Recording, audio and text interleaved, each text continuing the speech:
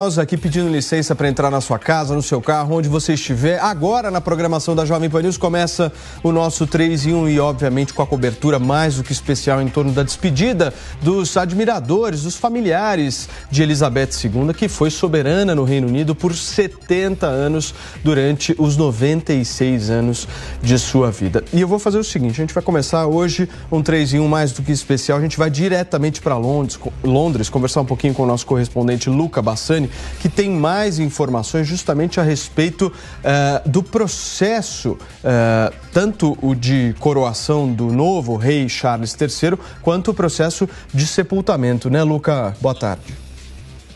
Boa tarde, Paulo, todos que acompanham o 3 em 1, a gente percebe que durante essa próximas semanas, mais precisamente os próximos 10 dias, serão bastante intensos nas comemorações da vida da rainha e também nos protocolos para o seu funeral, na sua despedida.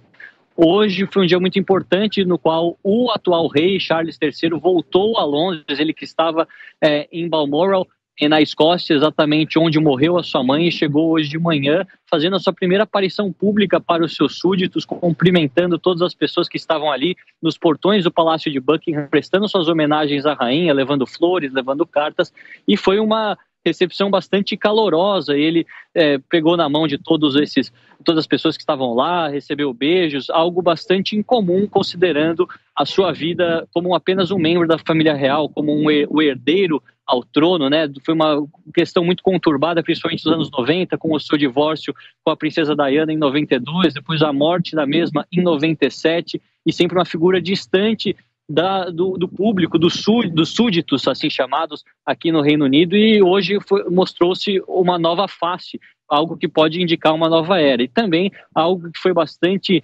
interessante foi acompanhar o seu discurso, o primeiro pronunciamento que Charles fez à nação às 6 horas do horário local aqui de Londres, às 2 horas no Brasil, no qual ele recapitulou a vida de sua mãe, disse que ela foi uma testemunha viva da história do século XX, século XXI, acompanhou as mudanças intensas que nós tivemos, já que assumiu logo quando com a Europa em reconstrução pelas mazelas da Segunda Guerra, e conseguiu fazer também a transição do Império Britânico com várias colônias para um novo país moderno, com uma monarquia constitucional bem consolidada, e nesse sentido vemos também ele dizendo que está pronto a servir o público e o povo do Reino Unido ou de qualquer outro território que pertença a esse país, e também aqueles demais países do Commonwealth que têm a monarquia britânica como chefe de Estado, e portanto estaria disposto a uma nova era, um novo tempo. Agradece também a sua esposa Camilla Parker Bowles, agora a rainha consorte do Reino Unido, e também fez menção direta aos seus 2 filhos, o William, que agora se tornará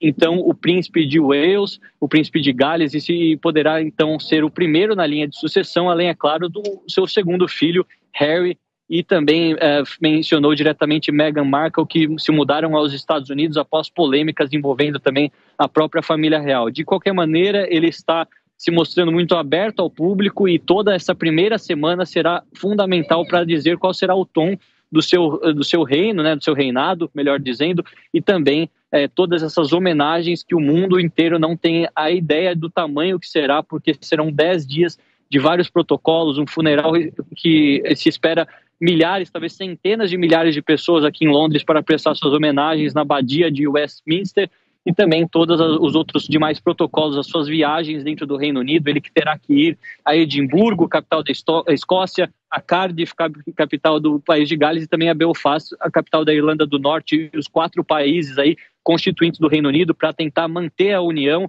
e também não fazer com que um novo assunto surja no ar relacionado à finalização da monarquia, algo que sempre aparece quando há um momento de instabilidade, principalmente se não é um monarca muito forte. Ele tem que se fazer forte, segundo muitos analistas aqui, já na primeira semana, já no primeiro mês, para mostrar que ele está disposto a levar adiante o legado de sua mãe, um legado esse muito elogiado e muito lembrado também ultimamente pelos líderes de todo o mundo, seja da Índia, da China, da própria Rússia e Ucrânia. Ambos mandaram as condolências à família real e ao povo britânico, além, é claro, dos líderes sul-americanos e europeus. Portanto, uma figura que nos deixa, né, realmente emblemática para a história da humanidade.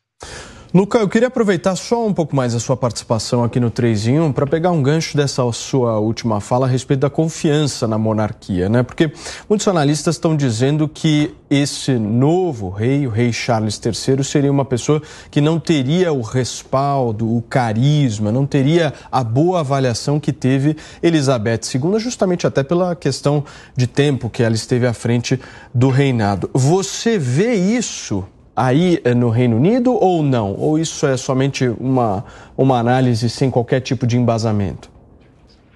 Não, a gente percebe, de certa forma, que há uma certa divisão na opinião pública, mas exatamente nesse momento, a posse do novo rei se confunde com o luto da monarca que parte. Então, é importante saber se esse momento de comoção é todas essas pessoas que estão nos portões do Palácio de Buckingham também, de certa forma, estão lá para demonstrar carinho a ele ou simplesmente para se despedir da grande monarca que foi a Rainha Elizabeth II. Então, é muito importante esperar esse momento de luto para passar e ver as primeiras aparições dele após os términos das cerimônias, dos rituais, dos protocolos que vão acontecer aqui nos próximos 10 dias, para saber exatamente se ele terá todo esse apelo do público. Mas nós sabemos que não é tão grande quanto a sua mãe e principalmente considerando a sua esposa, a rainha consorte Camilla Parker Bowles, que não tem a mesma popularidade, não chega nem perto do que teve a princesa Diana, que sim, era uma queridinha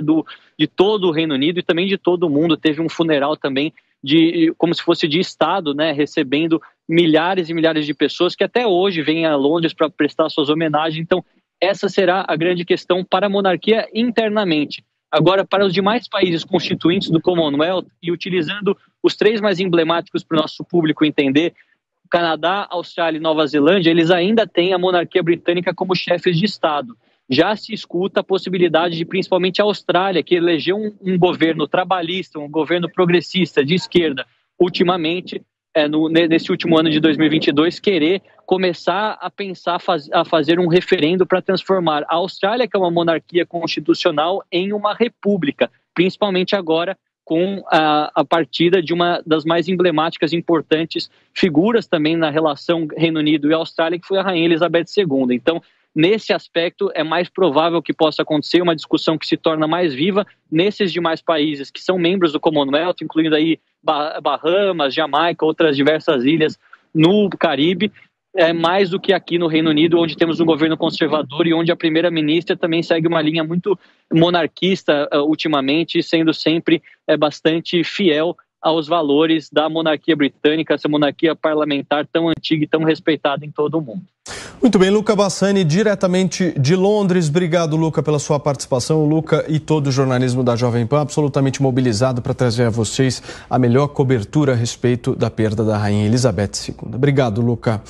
Hoje temos aqui no nosso estúdio a Cris Grêmio. Tudo bem, Cris? Ótima tarde para você. Nós tivemos um discurso hoje, aliás, o primeiro discurso do novo rei Charles III, e eu queria um pouco da sua avaliação. O que você achou? Tudo bem, Paulo, colegas de estúdio, o Rodrigo também que está conosco à distância e nossa audiência. Na verdade, ele vem já com uma postura de rei, né? A gente sabe que ele não tem aquele carisma que a mãe tinha, até porque foram muitas décadas ali de convívio com os súditos britânicos e também com o resto do mundo, né? Todo mundo muito acostumado com a rainha e foi, de certa forma, comparando como seria já ao longo das últimas décadas, aí, conforme ela foi envelhecendo, como seria um reinado de Charles III, agora, rei Charles III. E ele chega, claro, com todo esse peso nas costas, então já chega ali cumprimentando o pessoal que está ali, né? Não apresenta nenhuma grande pompa, nenhuma arrogância, digamos assim, né? Agora eu sou o rei, me tratem como rei. Eu acho que para os britânicos que nesse momento vivem um luto, é uma dor, né, para o país perder sua rainha e depois de tantas décadas, como eu disse, eu acho que ele chega com uma postura de vamos tentar fazer um reinado tão bom quanto o da mãe. Claro que todo mundo sabe que é um momento diferente da história do mundo, inclusive. Ele já assume numa condição absolutamente diferente da mãe, porque ele Assume, a gente até conversava agora há pouco aqui nos bastidores, já com uma idade bastante avançada, enquanto que ela assumiu o trono britânico muito jovenzinha, muito inexperiente. Então, mudanças grandes por vir e eu senti que ele estava ali tentando se aproximar de imediato desses súditos. Claro, ele está num momento de dor profunda, órfão de mãe ali, convivendo com essa notícia triste, mas já numa postura mesmo de quem assumiu o trono.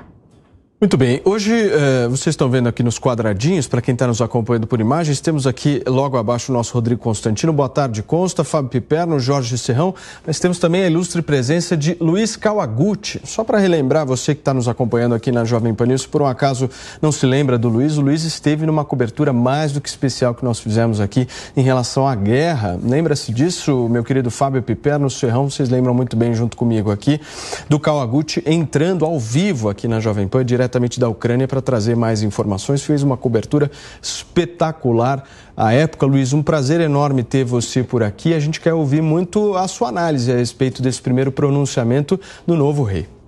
A honra é minha, eu agradeço muito. Eu destacaria 2 pontos muito importantes. Um deles, o Charles III, ele destacou o seu compromisso com a monarquia constitucional. Ele falou: no tempo de vida que eu tiver, eu estarei compromissado com a monarquia constitucional. E esse foi o grande exemplo da mãe dele, Elizabeth II. Ela mostrou que durante 70 anos é possível ser a monarca e não interferir na política do dia a dia. A gente lembra que o monarca britânico não é bem como aquele ditado que as pessoas costumam falar: é a rainha da Inglaterra, não faz nada, é só um posto decorativo. Não necessariamente, ela tem o poder de dissolver o parlamento, ela tem o poder de convocar o primeiro-ministro, e esse poder, na verdade, ela só utilizou em 2 ocasiões, uma em 56, na crise de Suez, quando o Reino Unido e a França invadiram uma região do Egito e depois tiveram que se retirar de uma forma um pouco vergonhosa, caiu o primeiro-ministro e o parlamento não conseguia colocar um novo primeiro-ministro, e aí ela entrou na política cotidiana e indicou um novo primeiro-ministro. Mas fora essa ocasião, e depois outra que aconteceu alguns anos depois, similar, quando o parlamento não conseguiu indicar um primeiro-ministro, ela não se intrometeu na política britânica. A gente sabe que ela chama, toda semana ela tem reuniões com o premier, mas a gente não sabe o que ela tratava, nessas reuniões. O que o Charles disse é que ele vai continuar seguindo esse legado da mãe de neutralidade, pelo menos é o que ele diz no discurso. E a outra coisa importantíssima que ele diz é que ele não será, a vida dele vai mudar. Ele usou essas palavras, ou seja, a gente entende a partir disso nas entrelinhas é que aquele Charles que a gente conhecia, que era uma figura um pouco polêmica, que às vezes fazia colocações que botavam a monarquia numa saia justa, parece que ele vai adotar um novo comportamento, se tornando aí o monarca. Ele não é mais um membro da família real, ele é o Estado britânico a partir de agora. Muito bem, eu vou pedir para o nosso diretor Edu Novak, se tiver por aí, Edu, justamente imagens desse discurso do novo rei Charles III, porque é extremamente simbólico. O Edu vai buscar essas imagens para a gente. Consta, vou passar a bola para você agora, porque esse discurso que eu estou mencionando aqui, ele é extremamente simbólico por vários aspectos. A gente imagina que as coisas acontecem por coincidência e não.